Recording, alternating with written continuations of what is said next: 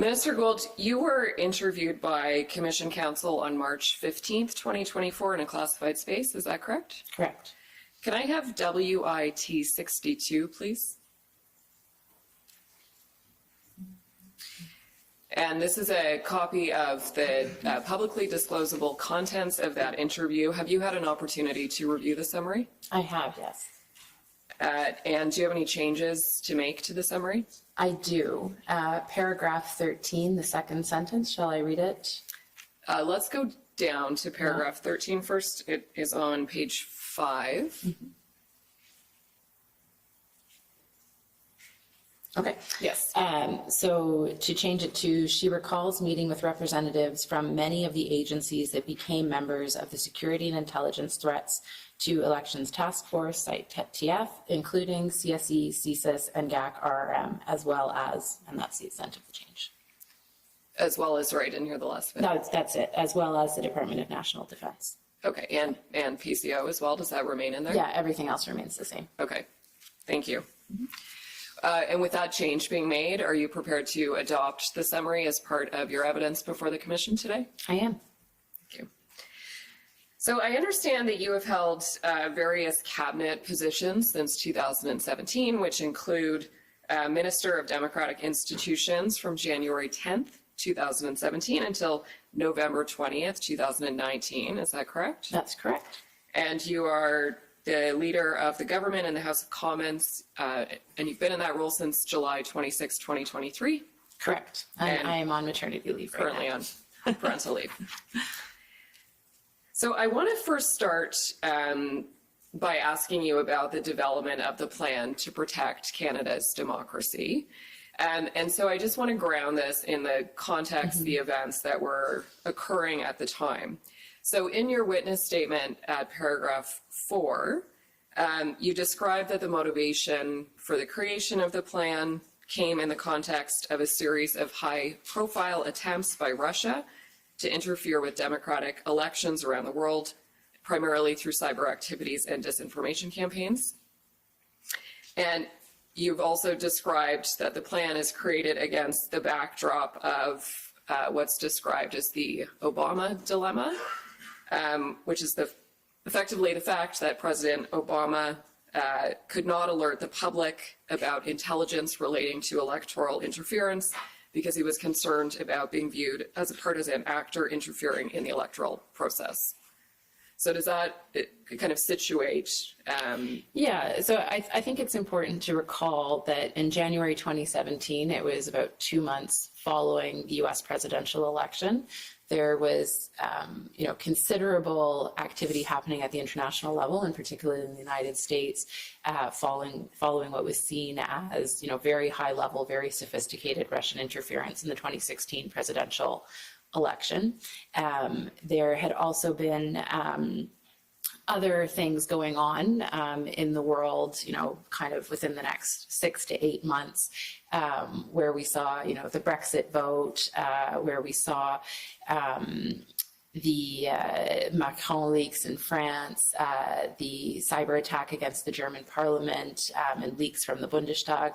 So there were a series of very high-profile cyber attacks on fellow democracies around the world. And so when the Prime Minister gave me that mandate, it was very much trying to protect Canadian democracy and Canadian elections from those kinds of high-profile, very sophisticated cyber threats, which at the time were primarily coming from Russia. And so let's pull up that mandate letter that you received from the Prime Minister. Can I please have COM 18, please? And so this is a letter that I understand you received on February 1st, 2017 from the Prime Minister. I'll just wait for that document to be brought up.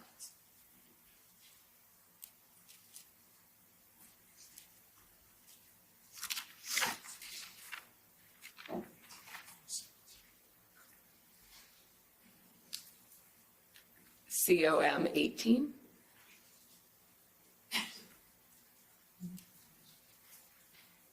Thank you. And the document you see on the screen, is this the letter that you received? Yes. Okay. And if we can go down to page 3, please.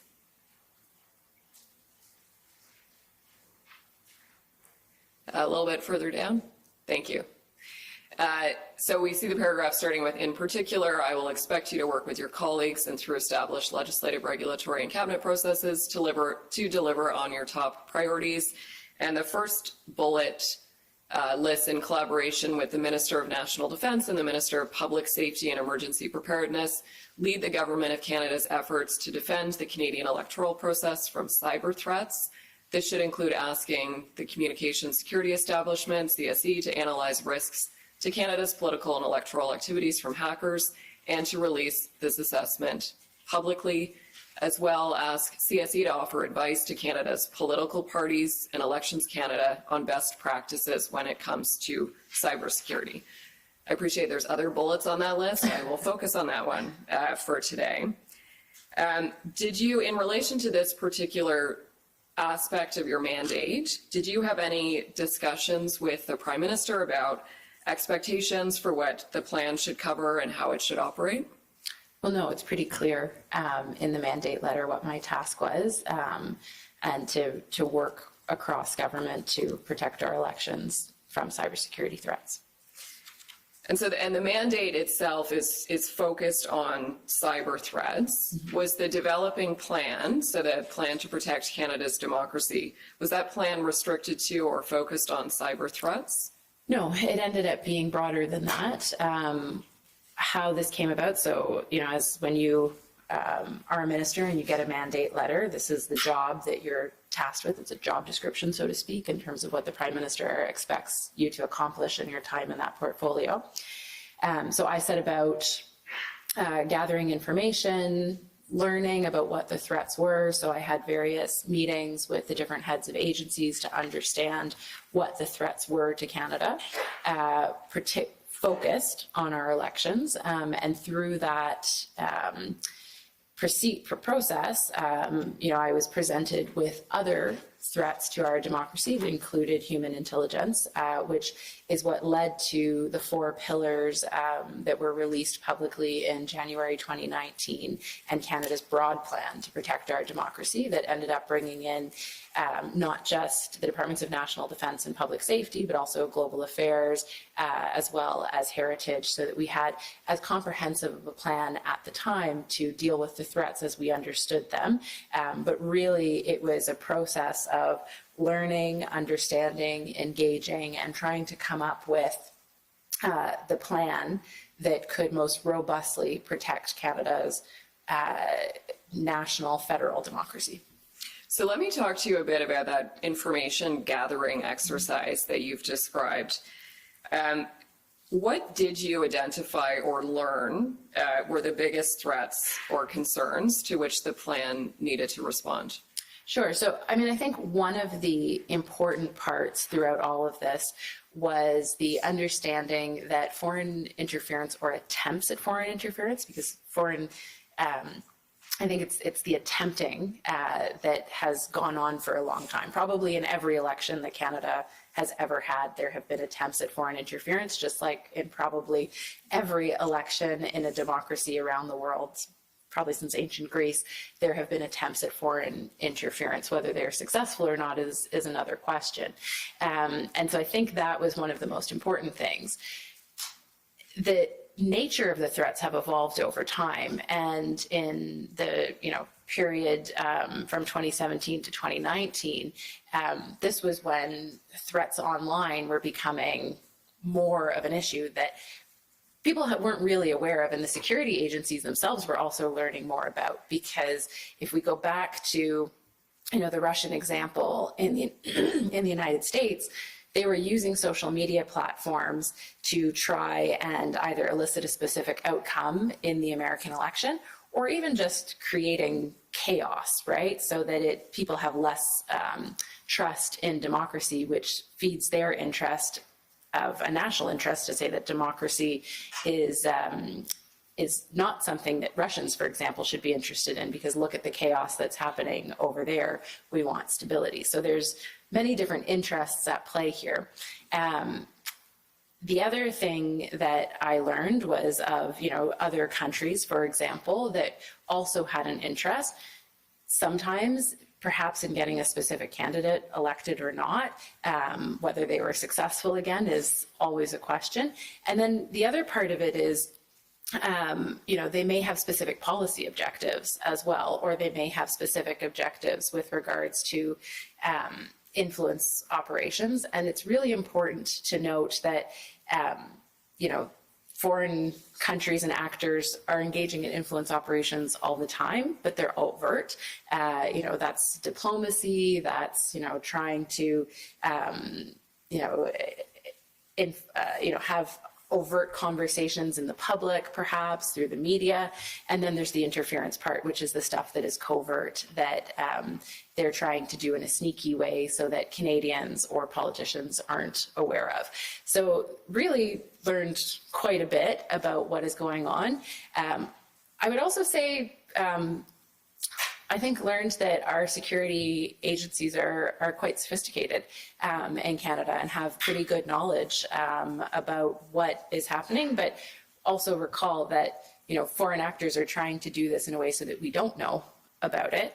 And one of the other things that I think is really important that I learned through this process is that we have to be very mindful, and security agencies are, about what information is disclosed publicly, because if they make a decision to disclose something publicly, they're effectively letting the foreign actor know that they know what they're doing. And so they could lose a source, that foreign actor could change what they're doing, they could go further underground. And so we need to be really thoughtful and mindful about how and when and what is released publicly, which also played a really big part in the development of the plan.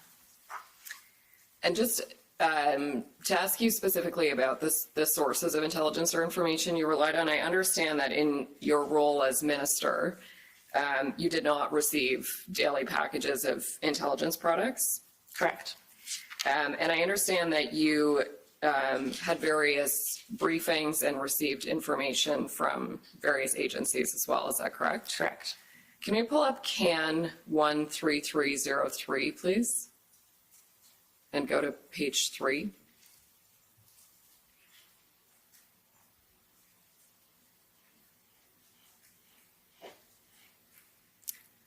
So you can see here under the heading Briefings to Ministers, a series of briefings between August 15th, 2018.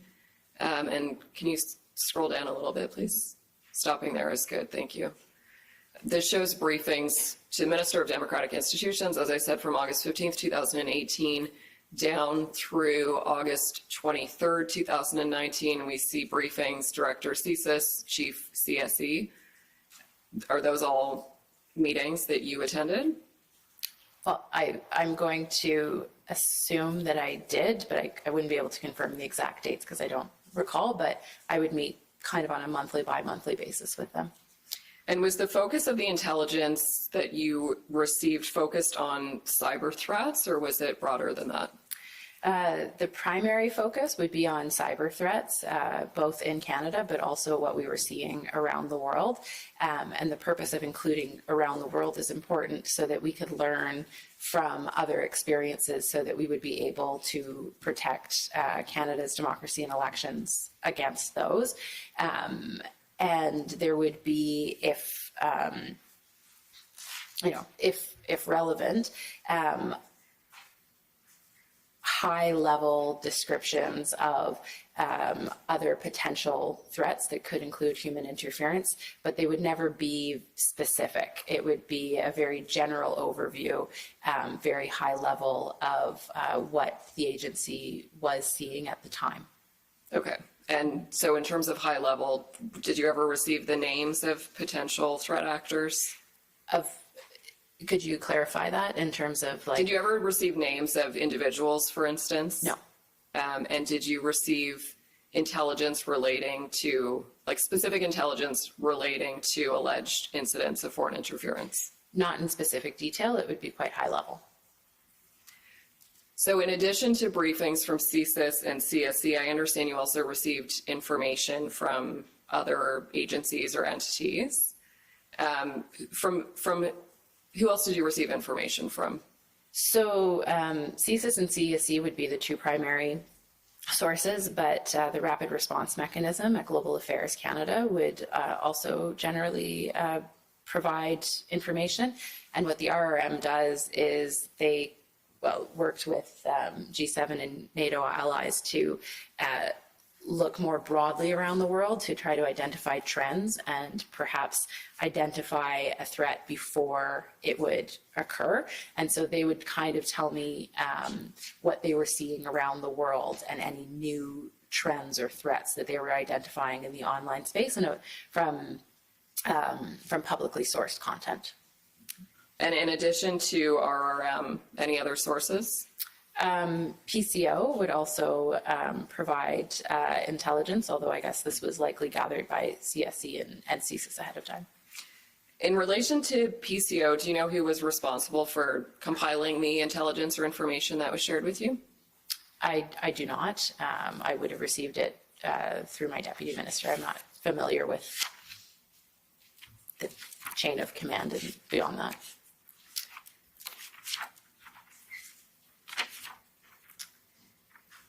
So I want to move now to the kind of building of the plan, who you collaborated with, and then I'll get into some specific questions about the plan. But I understand from the mandate letter and your witness summary that the Minister of Public Safety and Emergency Preparedness and National Defense also had some involvement in the development of the plan. Are you able to describe what their involvement was? Well, what I set out to do as Minister of Democratic Institutions was to come up with a whole of government plan, recognizing that as I learned more about what the threats were, that, we needed to ensure that we had a variety of different departments part of this. So the ministers of national defense and the ministers of public safety were much more in a supportive role, but identifying what their departments could do to support the broader plan. So, for example, under the Minister of Public Safety, obviously, with regards to intelligence priorities, ensuring that cybersecurity in our elections and our democracy was a priority. The RCMP created a specific unit to look at cybersecurity threats in our democracy, updating their other initiatives within public safety to make sure that they had a robust plan. Under defense, the communication security establishment rests, and so they provided opportunities to political parties, parliamentarians, Parliament of Canada, Elections Canada, the Commissioner, even provincial electoral bodies, to say, we can help do an assessment, if you like, of your cybersecurity. They stood up the Cybersecurity Center that part of its mandate was to provide those services, to have a call-in number if individuals or parties had questions with regards to a potential issue. They provided a list of security approved vendors. So there was a whole wide range of different things that they ended up doing to make sure that we were doing everything that we could kind of imagine at the time to safeguard our elections from cyber threats. And then the other thing is that as we learned more, I pulled in Global Affairs Canada through the rapid response mechanism, as well as Heritage Canada, because one of the things that I learned, and I believe very firmly, is that one of the best methods to protect our democracy was a well-informed citizenry. And so as part of that, Heritage Canada had a public education program for citizen engagement and public awareness when it comes to cybersecurity, to really ensure that we were trying to tick all of the boxes. And maybe one other thing that I'll add is through that and through defense, we were put in touch with the NATO Strategic Communications Center, who I then invited to Ottawa to brief the Parliamentary Press Gallery to talk about how they may be able to identify cybersecurity threats, particularly with regards to mis and disinformation. And through that, they brought, for example, a reporter from Finland who was very familiar with Russian interference attempts to be able to brief the press gallery. So we really tried to do this as whole of government as possible, to identify where the different vulnerabilities were in the system, and provide information and support to each of those different actors. And I understand from your witness statement that you wanted to consult with all of the political parties for their input and feedback in the process. When you say kind of input and feedback, what feedback were you eliciting from the political parties? So from the get-go, I was engaged with opposition members as well as political parties. I believe in the fall, as early as the fall of 2017, I had meetings with each of my opposition critics, the critics from public safety and of democratic institutions, to talk about the fact that we were building this plan, to get their input as to what they were concerned about, and to let them know that I thought this was something that we needed to have an ongoing dialogue with regards to. Following those initial meetings, my staff met with either staff from the political parties themselves or some of the staff of the critics to keep them informed and engaged throughout the process. And, you know, even in my public comments when I announced the plan in 2019, I referenced the fact that I had been engaging with the opposition, the political parties throughout, because I felt it was extremely important that this be nonpartisan and that we have a consensus and build trust in terms of the plan and the process. Because one of the things that you'll note in the protocol, and you may be getting to this, but is that democracy is very fragile, and it rests on trust. It rests on trust of citizens in the process and in the outcome. And so it was vitally important that all political parties be involved in understanding what the plan was going to be and having a sense of comfort of it going into the election, so that if something should arise, we would have a consensus and we would have a comfort to know that that this was being monitored and reviewed, and if there was something that needed to be said, it was coming from a trusted voice and a trusted source. Because what we didn't want to have, you referenced this earlier in terms of the Obama dilemma, is the very fact of making a public comment can be seen as interference, whether that's from a partisan or from a nonpartisan body. And so we needed to have a way to engage and to share information by which all of the parties would be confident. And of course, what we saw in the US election was that there were very partisan comments on both sides with regards to whether the information should or should not have been released, or even whether a foreign actor should have been named. And so this is a very sensitive and complex issue for which I felt it was really important that it be as nonpartisan as possible, well, completely nonpartisan, and that everybody had comfort in where we were going with it. And of course, it was the very first time we had ever done something like this as well. And so for me, it was really important that all of the political parties, all of the opposition parties had comfort in where we were going. And in terms of the input and consultation with the political parties, did you receive specific feedback on the particulars of the plan? Like in the composition of panel of 5, for instance, did you specifically elicit feedback or input? We certainly presented it to them. I wasn't part of those conversations because that was happening at the staff level, but I think, you know, what you can see from the various reports is that going into the 2019 election, there was generally comfort with where we were. So I want to ask you about the panel of 5. I won't get into the mechanics of it, but the panel is composed of 5 senior public servants. And I understand from your witness statement that for the composition of the panel, you took inspiration from France, who'd used their electoral authority which was an impartial body of legal advisors to address the Macron leaks.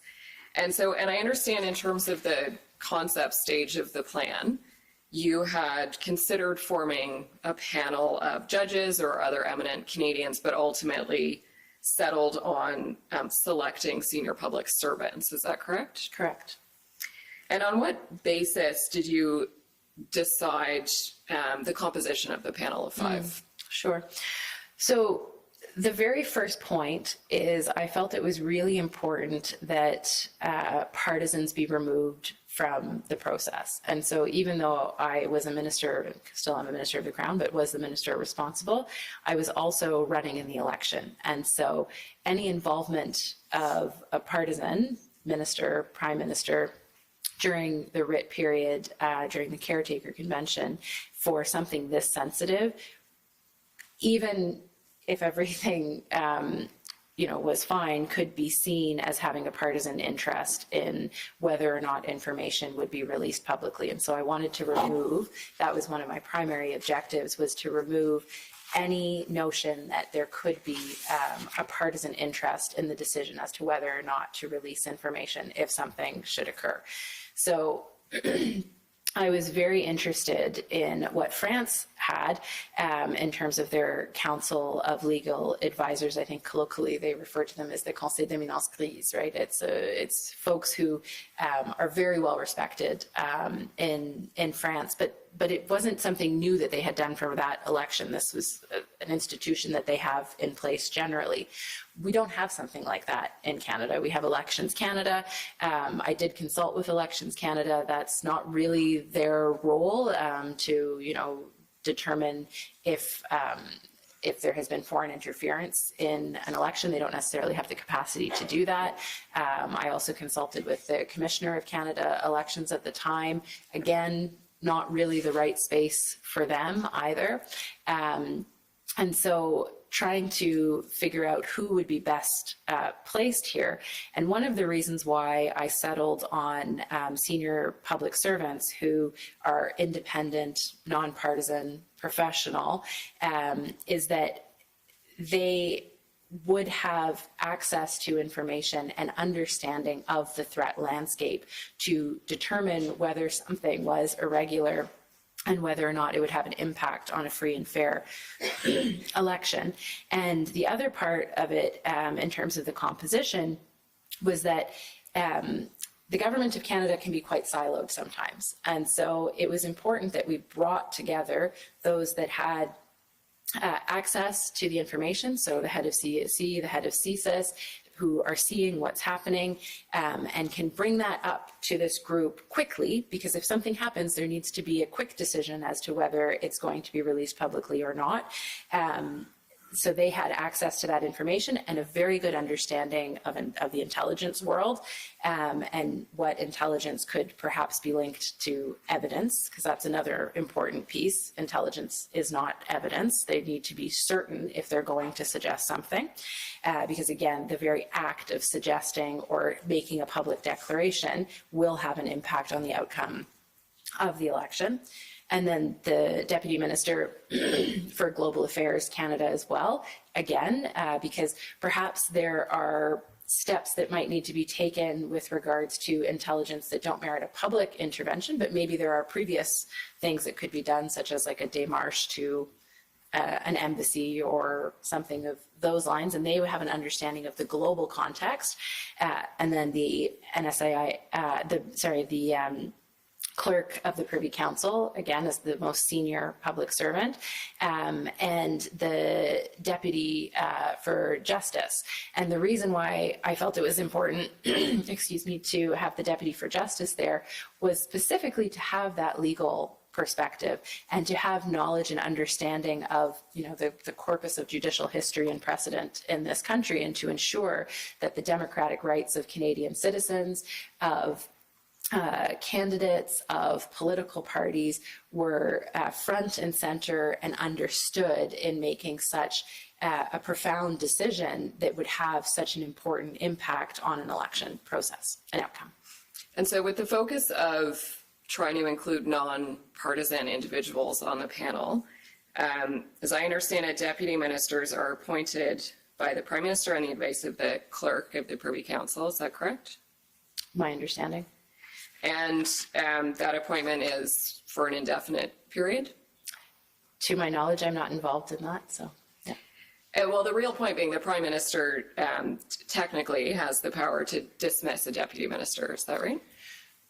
Again, I think so, but that's a bit beyond. But what I would say is that certainly, I'd say every deputy that I have had has served, I think, well under successive governments of different political stripes. And I have, tremendous confidence in their ability to be nonpartisan, independent, and professional. And, many of the deputies that I have had served under conservative governments, and I'm sure many of the deputies that serve under liberal governments will also serve under a future government of a different stripe. That's the role of the public service, is to be professional, to be independent, and to be nonpartisan. And particularly during a writ period where the government is under the Caretaker Convention, and so part of where this panel of 5 fits in is also under the Caretaker Convention, which is something that has existed in Canada since Confederation. Where the public service takes on the responsibilities of the government, because the government is a political actor at that moment in time seeking election or re-election. And so I think it fit very neatly within the existing institutions that we have. And, I would say that, Canadians tend to have confidence in the public service to act in a nonpartisan way. And so you've indicated that the panel's operational only during the caretaker period. In terms, again, of the concept of the plan, did you consider the creation of a permanent body? I did not at the time. Remember, again, this is the very first time we're doing something like that. And so I felt it was important that, we establish it, but then there also be a review of the process as it happened, to learn any lessons and provide any recommendations, which ended up being the first JED report, in terms of whether this should be something that we continue with or whether there should be more of a permanence.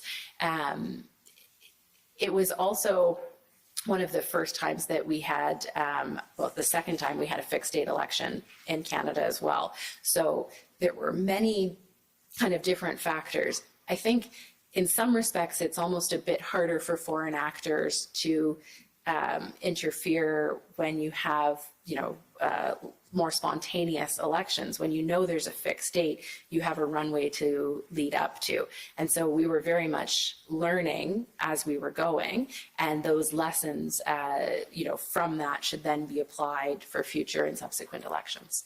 And in terms of a permanent body, my question is also focused on, did you consider the creation of a body that existed outside of the caretaker period, so that would sit for longer than a 6-week period? No. In the sense, all of those individuals who sit on the panel continue to exercise their responsibilities as respective deputies and heads of agencies, and one would expect that they would continue to talk to each other. However, in the formal capacity, it should only exist during the writ period, because that is the time when people are making decisions about who they are voting for, and either before or after the government is in place. And my focus in terms of protecting our democracy was specifically with regards to the election event and election events, as opposed to broader foreign interference that happens by attacking government systems or going through other things outside of a writ period. And we have already in the Government of Canada apparatus roles and responsibilities for those activities. What we didn't have was something concrete for the writ period itself. And so we've heard that the panel's role effectively is to notify the public of an event during the election that threatened Canada's ability to have a free and fair election. And we've also heard evidence that the panel interpreted the threshold for an announcement as being high or very high. In the concept stage, was the threshold intended to be at a high level? Yes, and it was very important that it's at a high level because, again, remember, the very act of making a decision to announce something publicly could be seen as interference itself. And this is a point that was actually very important for all of the political parties because for those of us that have run an election or been in an election, either as a candidate or working on it, it's a very intense time. There's a lot of information going around. It is chaotic, so to speak. And so if there's going to be a high, if there's going to be a decision to say, you Canadian citizens, you need to know that a foreign actor has interfered in our election, the threshold needs to be high because there's it's resting on the trust of Canadians in the process being, on the integrity of the process. And if someone is saying that the integrity of the process is being questioned or has been compromised, they need to be certain of that fact, and they need to be certain that this is something of significant enough value of the national interest that it be made public. And the political parties were very clear that that was something that was important to them as well. And when you speak about the integrity of the process and the high threshold, was it contemplated the focus on integrity of the process would be examined at a riding by riding level or a national level? Both. It could be either because Canada doesn't have one national election. We have 338 individual elections that make up an electoral event. And so everything is context specific. It could be something that happens at the national level that everybody is aware of or is being impacted by.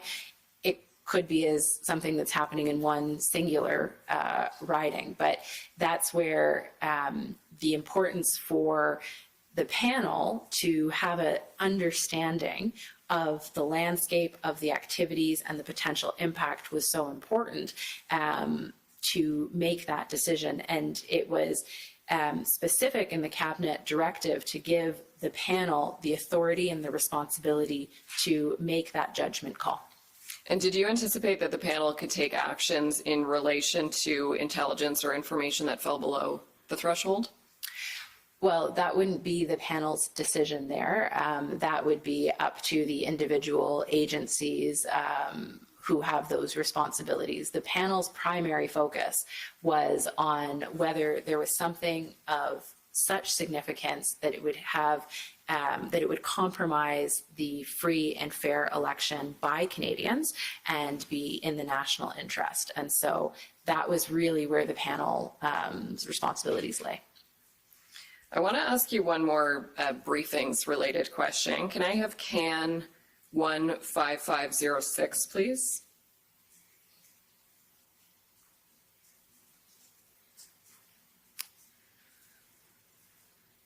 Scroll down, staying on the first page, but scroll down a bit, please.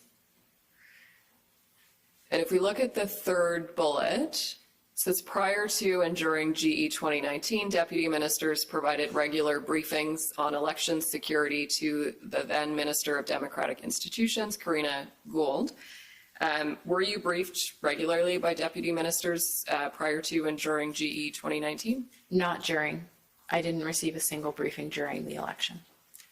Did you expect to receive briefings during the election? I expected not to receive any briefings during the election. I explicitly designed the process so that I would not receive any briefings during the process because, as I mentioned, I had a vested interest in the outcome of the election, and so I felt it would be completely inappropriate to receive those briefings, and that's why it was so important to create this independent, nonpartisan body that would be responsible during the writ period.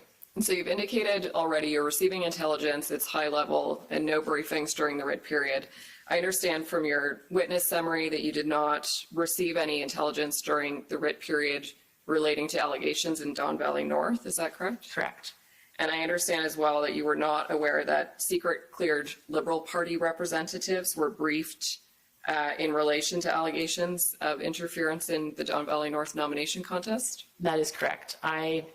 Again, as I created this system and policy, it was very important that each of the political parties had their own doors into the security agencies that the government, myself as Minister of Democratic Institution, would not be aware of, so that they would have trust to have that engagement with the security agencies.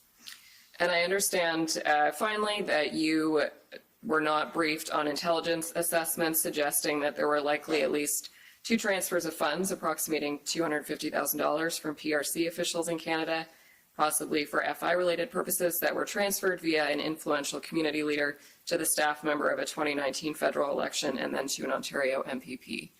That is correct. So you did not receive that intelligence? No, I would have received something at a much higher level. And were you briefed on a TRM conducted in advance of GE 43 to reduce the FI threat posed by the government of Pakistan? At a very high level, but I wouldn't have received information as to what or with whom. Thank you. Thank you. Cross-examination by counsel for Jenny Kwan.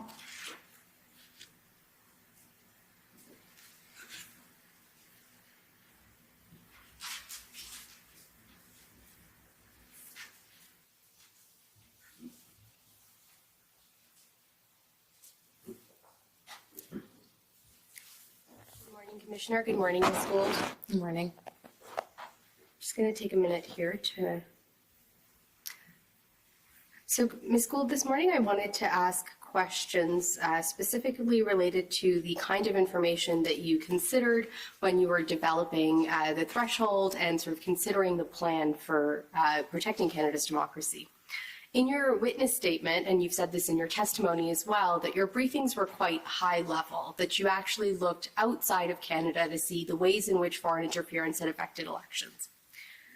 Do you think it would have been helpful to know the specific details, though, of foreign interference in Canada so that you could better address what was happening here, because perhaps the dynamics would have been different than perhaps our U.S. partners or other countries in the world? Okay, well, I want to take you back to 2017 for a moment, because it was the first time that we were thinking about foreign interference in terms of cybersecurity. And it was the first time that we were seeing these wide-scale attacks around the world in real time. Typically, foreign interference before was very, very covert, right? And human to human, right? We weren't seeing this kind of hacking of systems, divulging of information, trying to pollute the information ecosystem as we were at the time. And so it was incredibly important to learn from real world examples that we were seeing happening to figure out what we needed to do here at home to avoid something like that in the future. Of course, I was briefed at a high level as to what foreign interference activities attempts at foreign interference, I should say, were seen here in Canada. So I would correct a little bit the premise of your question and say that, yes, both of those were happening. And that was incredibly important to figure out how we protect ourselves. Also, the understanding is that threat actors don't often act the same way twice, because once they've been found out to do one thing, they don't necessarily continue to do that activity. And so you're constantly trying to keep up and understand what potential new things are happening. No one before the US presidential election thought that Russia was using Facebook and Twitter and posing as Americans through their bot farms at the Internet Research Agency in St. Petersburg. All of that was learned after the fact. So it was really important to have that understanding in order to develop a plan to protect ourselves as best as we can.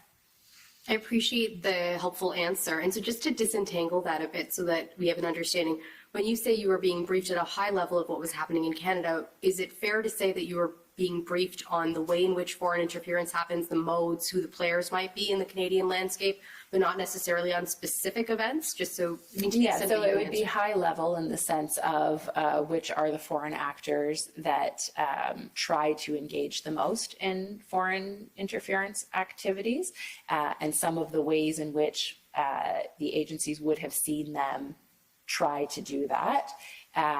So there was an understanding of what the threats are in Canada.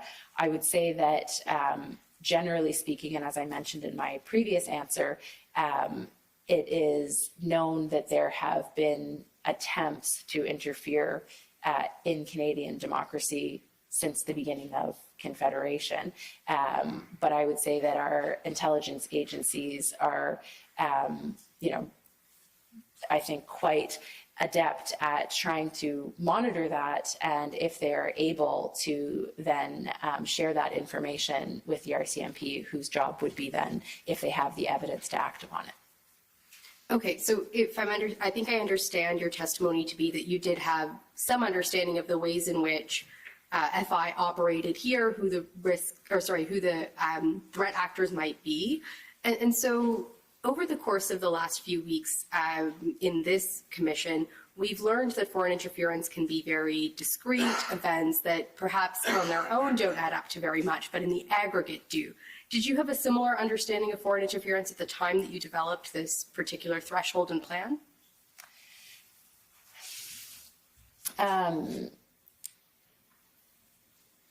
Yes, could be. However, I would say that the emphasis on this plan was certainly with regards to cyber security, but also understanding the entirety of how foreign actors could interfere in an electoral event, and ensuring that the respective agencies had the tools that they needed to be able to act upon it when they had the evidence to act upon it.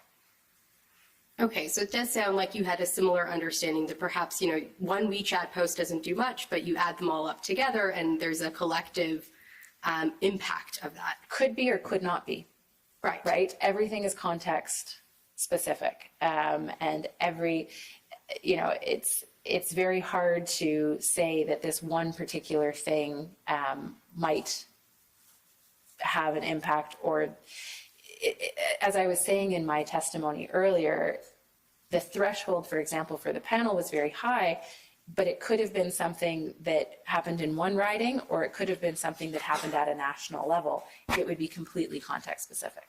That's fair. So then, given how context specific everything is, and you have that same understanding, did you consider a sliding scale approach that could adapt to that context so that the threshold wasn't so high, but perhaps if it were triggered at different levels, a different level of response could address the situation? I'll just push back gently a bit because, again, you can't really have a sliding scale because, again, you can't really imagine exactly what's going to happen during the election because, as I said, threat actors are going to change. For example, they're watching these proceedings right now and are likely going to be changing how they're acting in Canada as they're seeing how we are responding in this very setting. So the panel did a series of tabletop exercises to imagine different scenarios, right? The site task force imagined different scenarios and how they might react.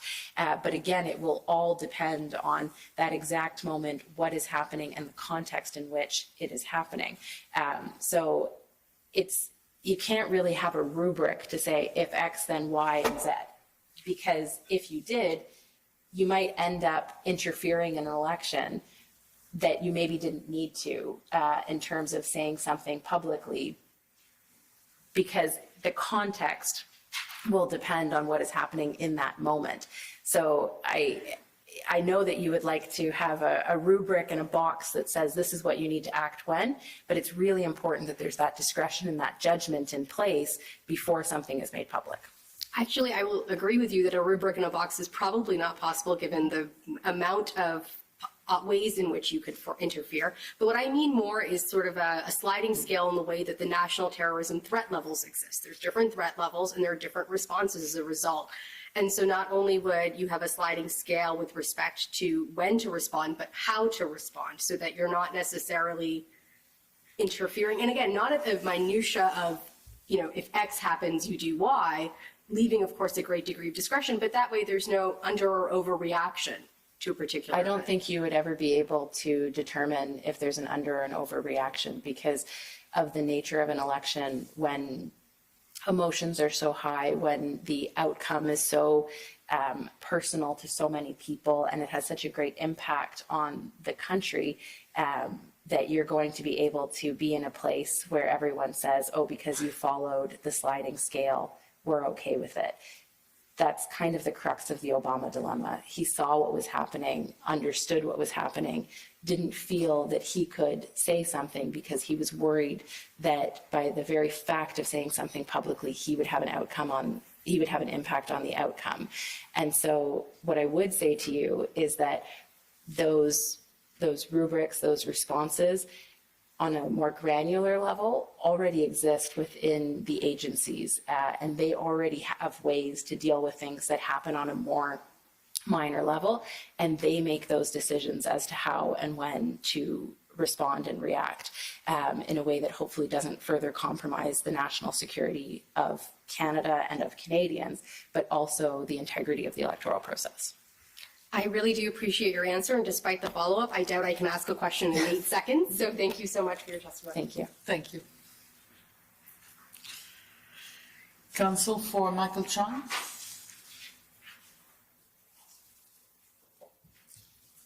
Good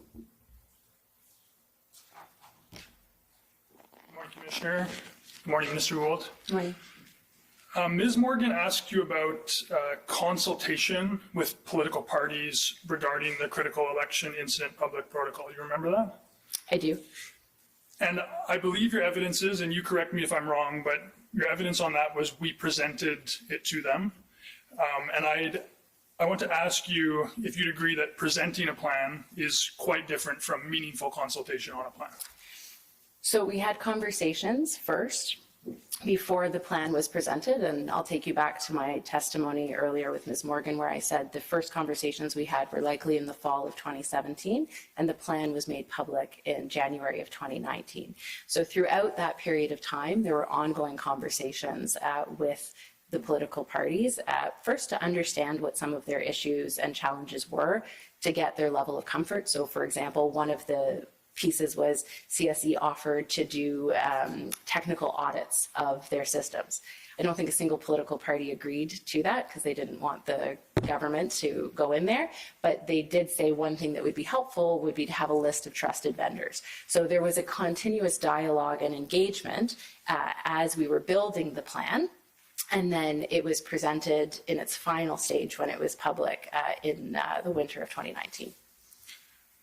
That's helpful, and I just want to make sure that we have your evidence because my specific concern is not on the plan as a whole, but is on the panel of 5, the critical election incident public protocol. And so I believe that's what, in response to Ms. Morgan's question, you said we presented it to them. And I'm wondering on that, on the panel of 5, was there meaningful consultation with the political parties, or was the plan just presented to them as you had created it?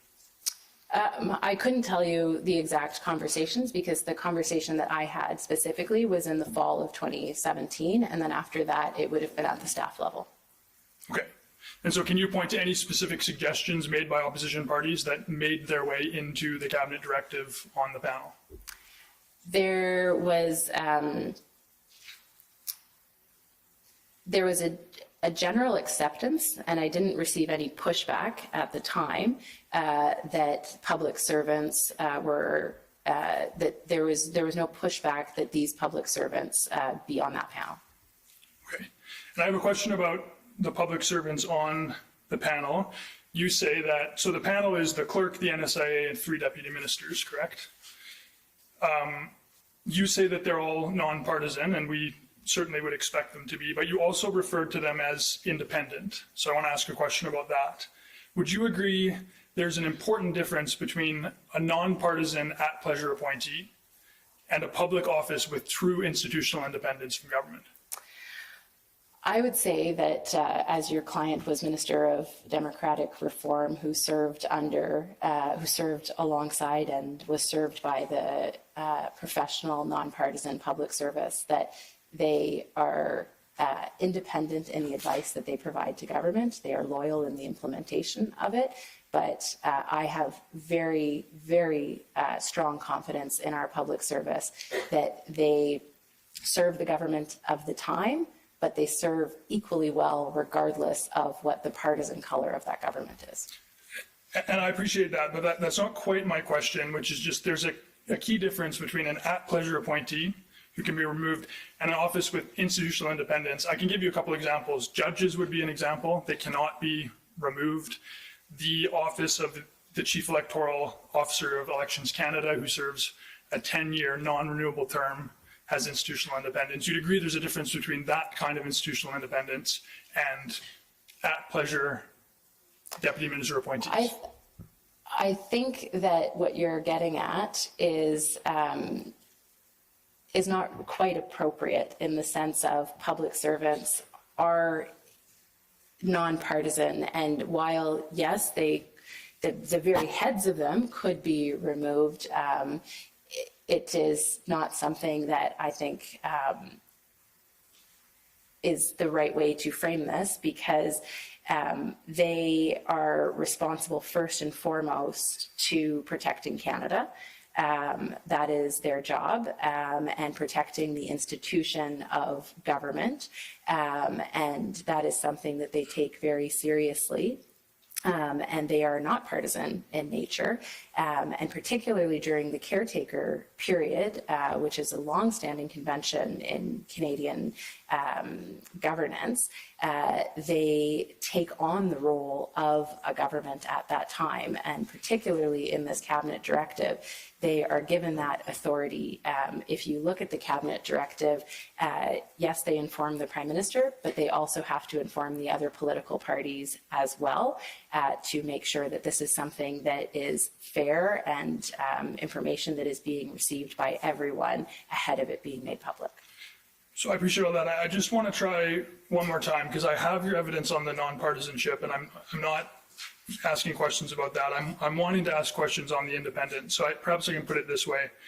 There's a difference between a at-pleasure appointee who can be removed at pleasure and the institutional independence that, say, a judge or the Chief Electoral Officer of Elections Canada has. You'd acknowledge that? Yes, there is a difference. However, in this instance, these are very professional individuals who take their job of being nonpartisan, professional public servants very seriously, and whose primary responsibility is protecting Canadians, Canada, and our governing institutions. Thank you, Minister Gould. That's very helpful. Thank you, Commissioner. Thank you. Counsel for Erin O'Toole.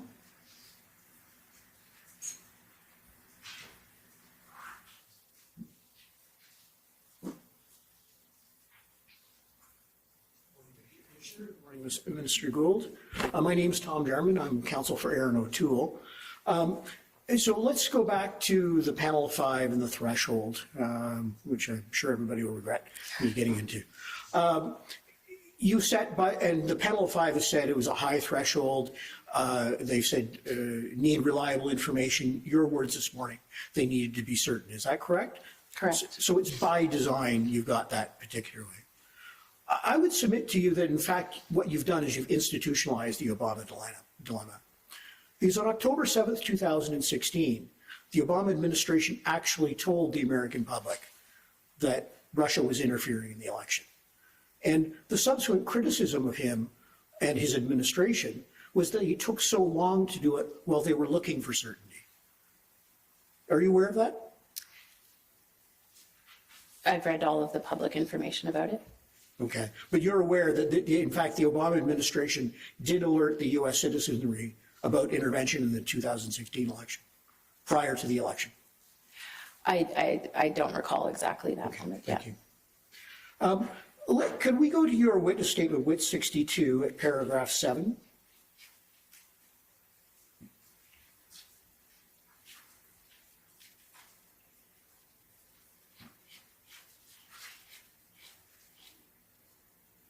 Now, in the second paragraph, this is the discussion about the your initiatives with Facebook, Microsoft, and Twitter in order to come to a voluntary, I guess, regime to address information manipulation.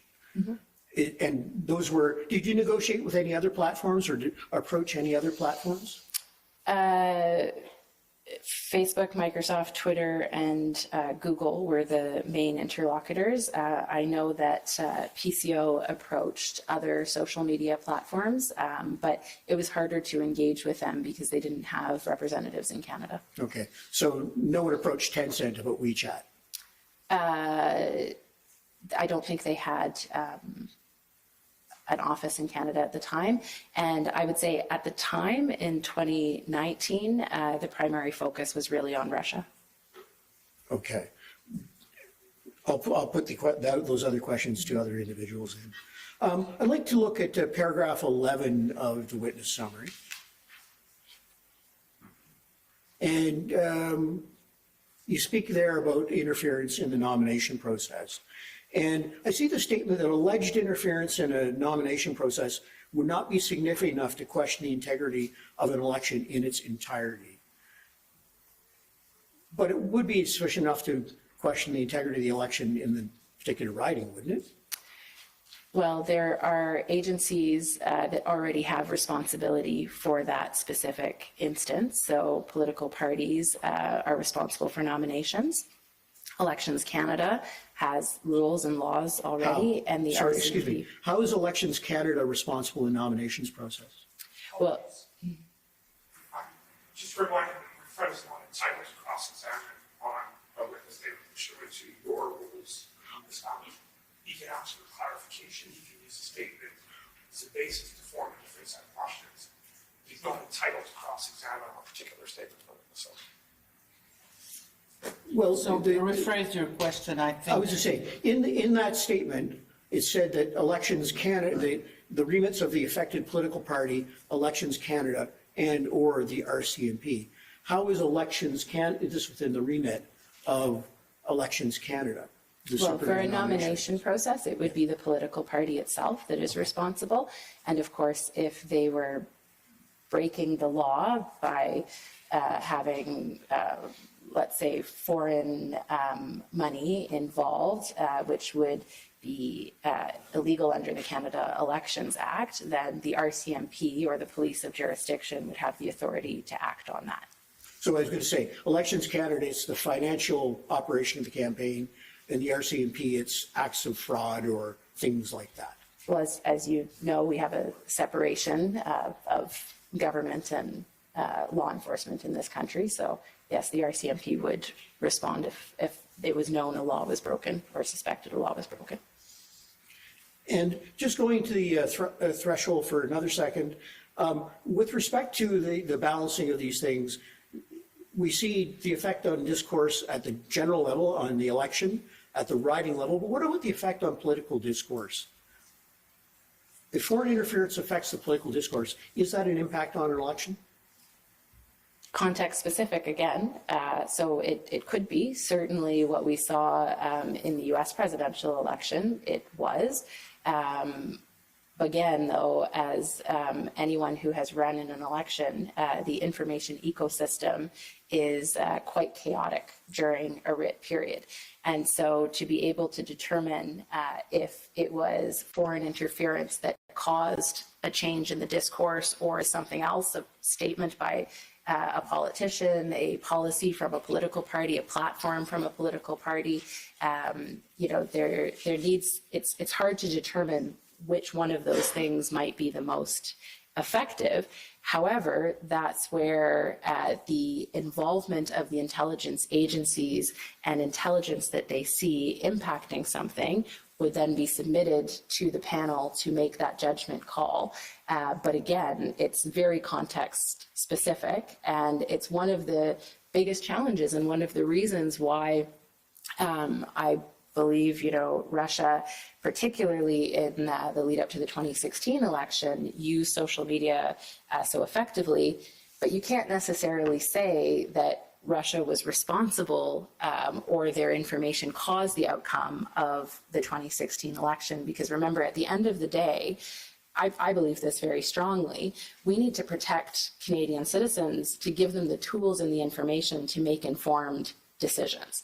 And at the end of the day, if they go into that ballot box and no one has told them how to vote or is holding them to vote a certain way or bribing them, but rather they are going and making a decision based on the information that they have, that vote is valid. And the outcome of that vote is valid because that is a decision a Canadian has made.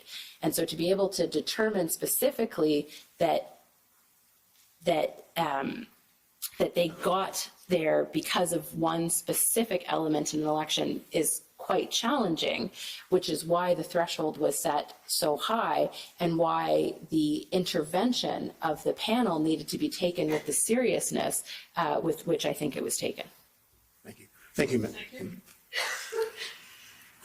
Counsel for the Conservative Party, Ms. De Luca.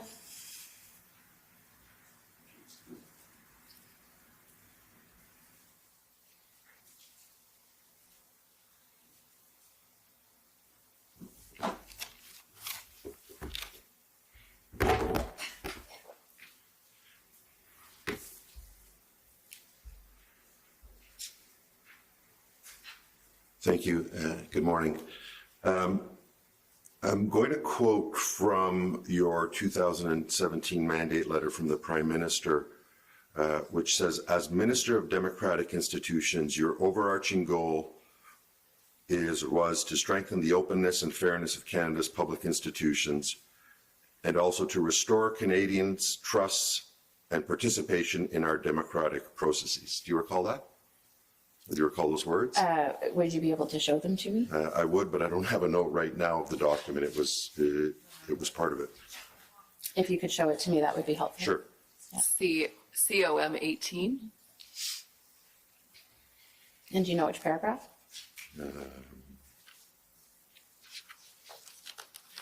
Scroll up. Going.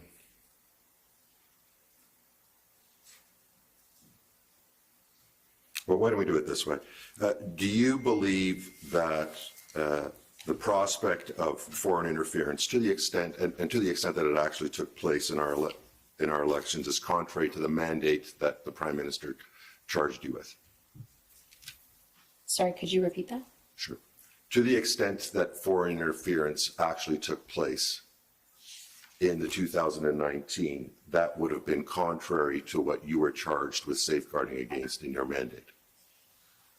Well, my job was to come up with a plan and a policy to try as best as possible to prevent foreign interference. It doesn't mean that there weren't ongoing attempts, as I mentioned at the outset, of foreign interference throughout all elections. But perhaps I can just get to your first point, because one of the reasons why I was mandated to restore trust in democracy was because at the time when we were elected, it was after the Fair Elections Act that the current leader of the opposition had put in place, which actually reduced citizens' ability to cast their ballots. And that was the primary overarching objective, was to make sure that every Canadian citizen would be able to cast their ballot, be able to participate in our democracy, and have confidence in the process. Can I ask that MMC 5020 be pulled up?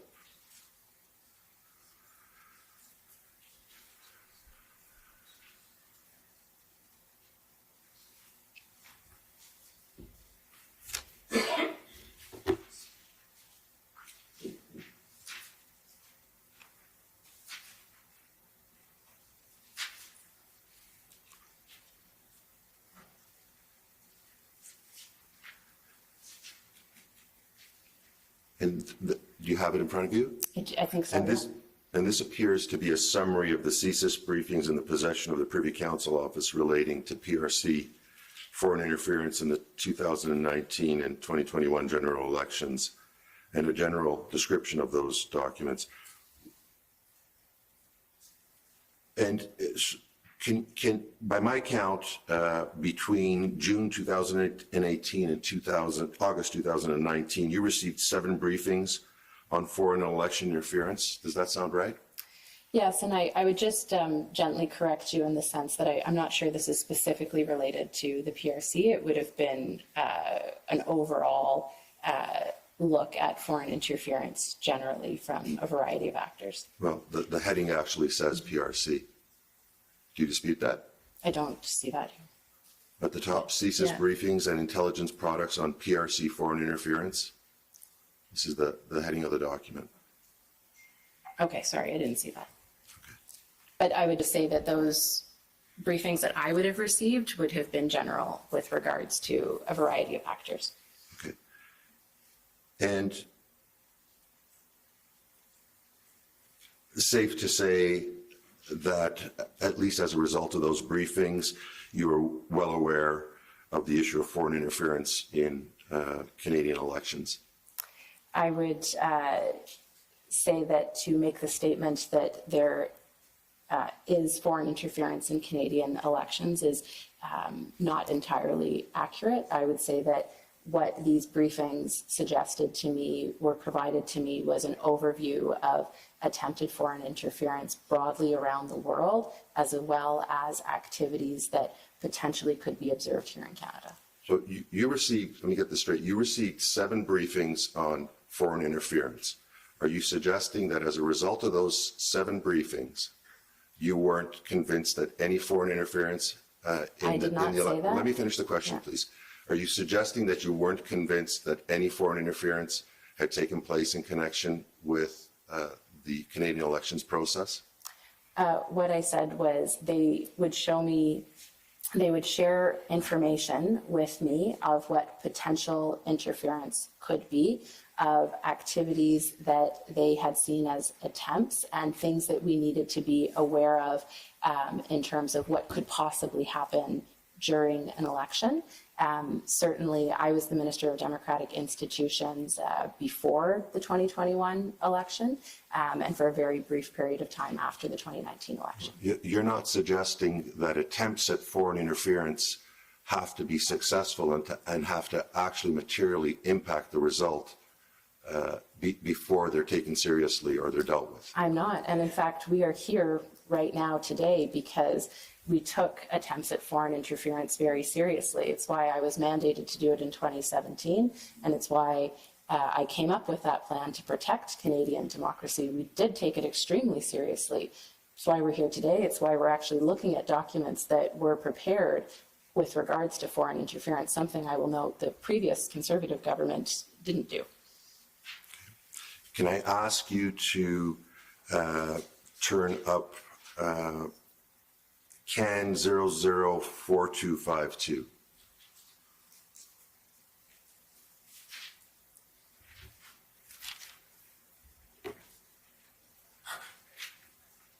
And this indicates that it's a briefing or it's a briefing or a security brief that you would have received in or about October 29, 2019 from CSIS.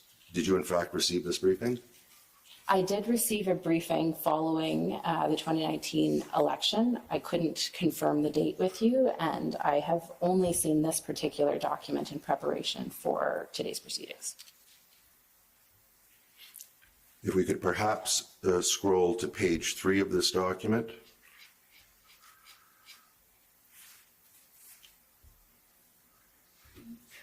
October 29, 2019 would have been after the 2019 election, correct? Correct. Okay. And at the bottom of page 3, there's a discussion of a China threat update. You see that? And part of it has been redacted. Mm-hmm. Do you recall being updated with respect to the China threat on or about October 29, 2019 after the general election? I would have been briefed at a very high level that they were monitoring the activities. Yeah. Okay. And within, or just, I guess it's after the third redacted box, there's the tail end of an explanation regarding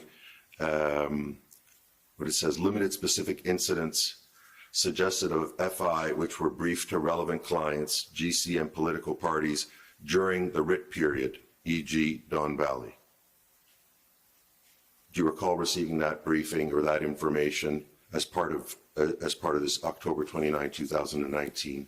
It would have been a briefing? high level. I wouldn't have received the specifics about Don Valley and would have said something to the effect of limited activity viewed, action taken, but it wouldn't have been to that specific level.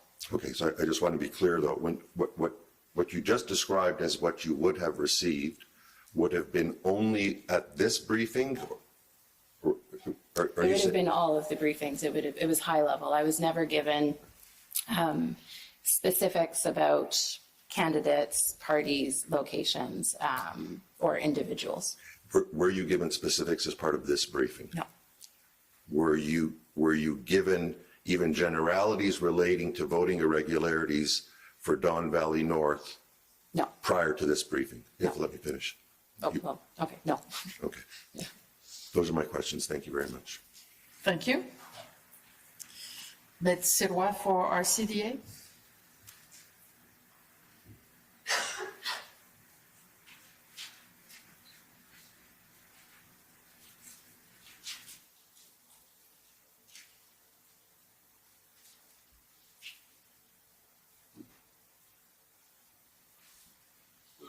Good morning.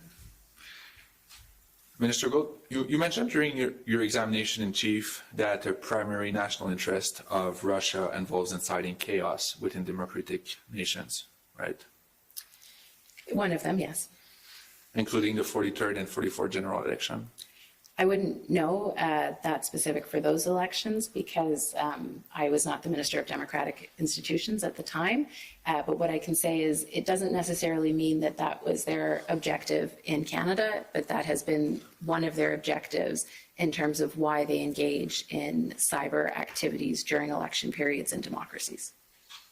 So your evidence is that Russia has an objective in interfering, and a national interest in interfering in democratic nations, but perhaps not Canada. Canada is a democratic nation. It's a member of NATO, and so therefore we need to be alert and aware. It doesn't mean that Canada is necessarily the main focus, but certainly what we see in democratic countries around the world, one of the objectives that Russia has is creating chaos. Maybe Canada is not the main focus, but it's certainly one of the focus. I couldn't necessarily say that. I mean, we would have to have evidence of that, and I'm not sure that that's something that I'm allowed to talk about. Yes, that's the thing. My question is not about whether we have evidence or not. My question is more on Russia's intent in interfering in democratic nations, as you testified about this morning. And so I'll just ask the question again, just to be sure I understand. Are you saying that Russia does not interfere in Canada, or does not have the intent of interfering in Canada, but has the intent of interfering in other democratic nations? I think Russia has the intent of interfering in most democratic nations, particularly those that are members of NATO. But not the 43rd and 44th general election in Canada? I wouldn't be able to say I wasn't, I was Minister of Democratic Institutions before those events took place. Understand. But certainly Russia was something that we were concerned about, which is why we created this whole infrastructure to protect our elections. You expected that Russia may have an intent? To be prepared. Yeah. Yeah. Okay. And I wanted to move now to the threshold, just with a little time I have left. There's a degree of subjectivity when determining whether the high threshold has been met, right? That's why you have 5 different panel members. Yes? Yes. Is it possible that for different members of the Canadian public, also there's different conceptions of what a high threshold is? I'm thinking in particular with respect to diaspora members. For instance, maybe a pro-democracy diaspora member may think that the high threshold has been met by a certain situation, but that same conclusion may not be reached by the panel of 5. Certainly, I think for different actors, there would be different expectations as to when that is met, but that's why we created a panel of 5 so that they could have that conversation and determine when to make a public announcement of something. Because it is a very complicated, emotional, high energy moment that has a huge impact. So that's why it was important to be able to have a group that could make that determination. It's possible that the group concludes that the high threshold hasn't been met, although with the same information, someone from a diaspora group may conclude that the high threshold has been met. I guess what I would say to that is that the panel is put in place specifically to determine if that threshold meets the fact that a free and fair election has been compromised, the ability to have one, and that it's in the national interest to release this information publicly. Well, I know why the panel of 5 has been created. That's clear, thanks to you.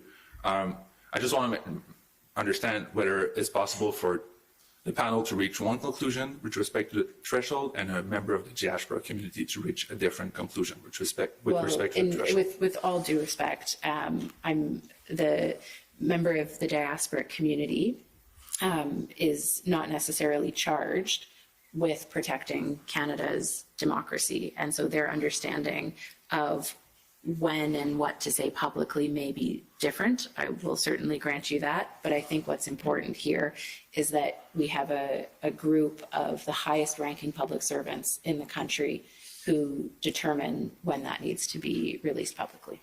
Well, I'm out of time, but I thank you. Ms. Madam-Commissaire. Yes. Counsel for UCC.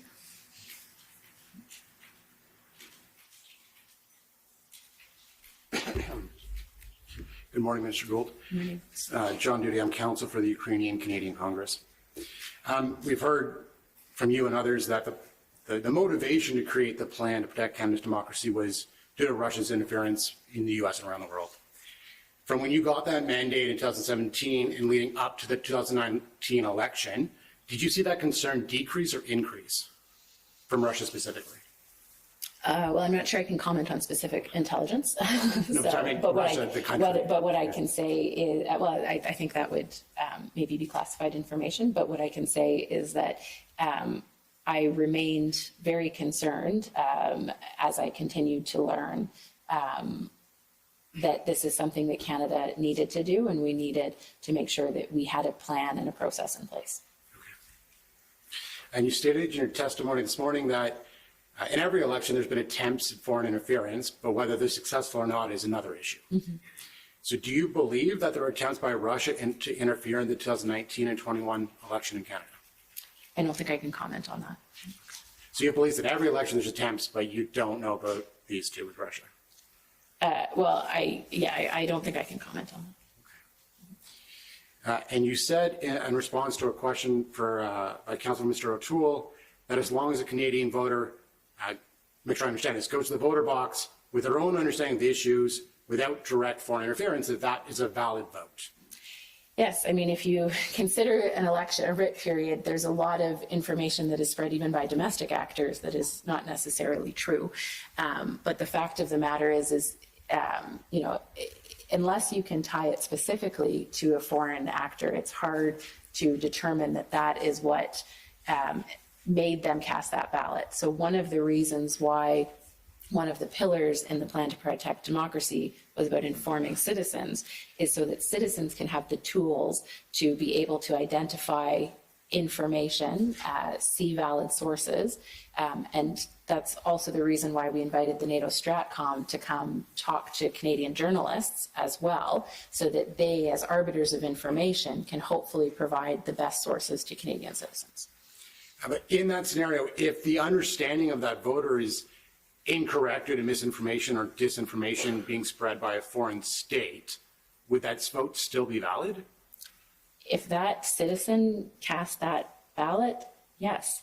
And they were not forced to cast that ballot. I mean, at the end of the day, Canadian citizens make decisions on their votes based on a wide range of issues, wide range of access to information. There's plenty of stuff out there right now that's false, that's informing people, that's spread by domestic actors, right? So it's, at the end of the day, if a Canadian has made that decision, that their vote is valid. What we are trying to do, or what I was trying to do, was to set up an infrastructure to enable Canadians to make informed choices and have an understanding of where that information was coming from. Thank you. Council for Human Rights Coalition.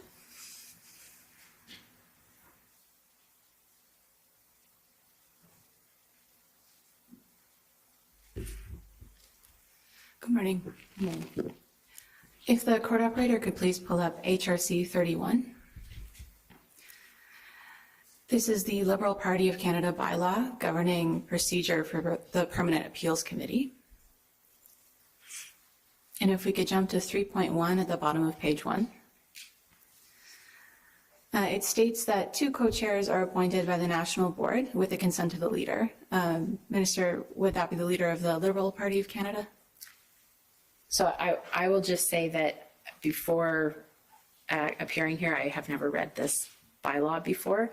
I would assume it's the leader of the Liberal Party of Canada, but this is, I think, more a question for the party apparatus as opposed to a minister. Okay, we can move on. Yeah. Could we please pull up next CAN 4079_R01?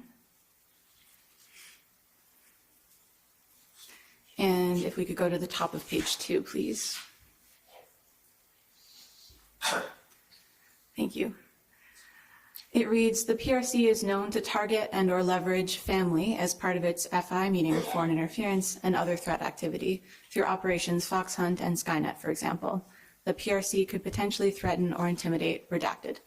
What are your thoughts on this, Minister? Sorry, could you go to the top of this briefing note for me? I'm not sure I've... And my apologies, the document doesn't have identification in the database as to what intelligence body prepared it. So I'm not able to tell you. I'm not sure I've seen this document before. If that's the correct date, then that's after the time that I was Minister of Democratic Institutions. Would you be able to speak from, my understanding is that you have received high-level briefings about actors involved in potential foreign interference and the ways that they engage in that foreign interference. Would you be able to speak to the issue of the PRC targeting and or leveraging family as part of the foreign interference, as part of its foreign interference in your role before that? If we speak about it more generally? I can speak more generally about my time as Minister of Democratic Institutions. This is something that I have not seen before or been presented with. Have you been presented with information that speaks to the PRC leveraging or threatening family? No. Okay, so your answer is simply you aren't in a position to discuss or answer questions because you have not received information about this issue. Correct. Okay, thank you. Thank you. AG?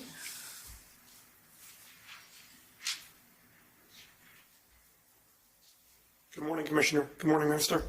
I just have 2 clarification questions.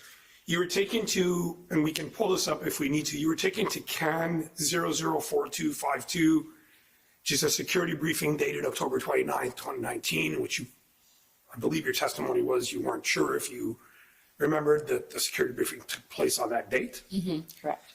And that you recall being asked about your state of knowledge regarding Don Valley North. Can you just confirm for the record, as Minister of Democratic Institutions, did you have responsibility and or accountability to address any alleged incidents of foreign interference that would have flowed in respect of Don Valley North? No. And can you tell us which minister or which portfolio might have been responsible?